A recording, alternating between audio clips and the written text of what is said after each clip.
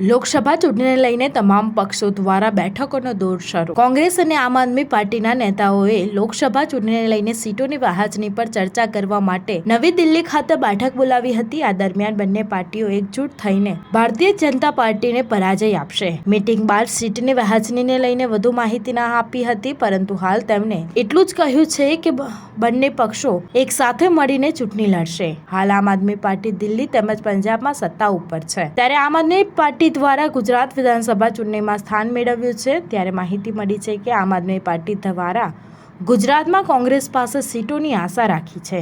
મળતી માહિતી મુજબ ઇન્ડિયા ગઠબંધનમાં રહેલ બંને પાર્ટીઓએ તેમની વચ્ચે થયેલ સમજૂતી કરાર પર અંતિમ નિર્ણય કર્યો છે, જેમાં આમ આદમી પાર્ટી દ્વારા કોંગ્રેસ પાસે ગુજરાતમાં એક લોકસભા સીટની માંગણી કરવામાં આવી છે. ત્યારે તાજેતરમાં જ 2 દિવસીય ગુજરાત પ્રવાસે આવેલા અરવિંદ કેજરીવાલ તેમજ પંજાબના સીએમ ભગવત માને ભરૂચના નેત્રંગ ખાતે જનસભા આયોજન કર્યું હતું. તાજેતરમાં જ આમ આદમી પાર્ટી દ્વારા પ્રમુખ કેજરીવાલે 2 દિવસ ગુજરાતના મુલાકાતે હતા. તે દરમિયાન તેઓએ ભરૂચના નેત્રંગ ખાતે વિશાળ જનસભાને સંબોધી હતી. જાહેર સભામાં કેજરીવાલે ભરૂચ સીટ પરથી લોકસભાના આમ આદમી પાર્ટીના ઉમેદવાર તરીકે ચૈતર વસાવાનું નામ જાહેર કર્યું હતું. રાજકીય માહોલમાં ગરમાવો આવી જવા પામ્યો છે. તો સાંભળો અરવિંદ કેજરીવાલ શું કહી રહ્યા છે. સ્ટાર ન્યૂઝ 7 હંમેશા સચ્ચાઈની સાથે.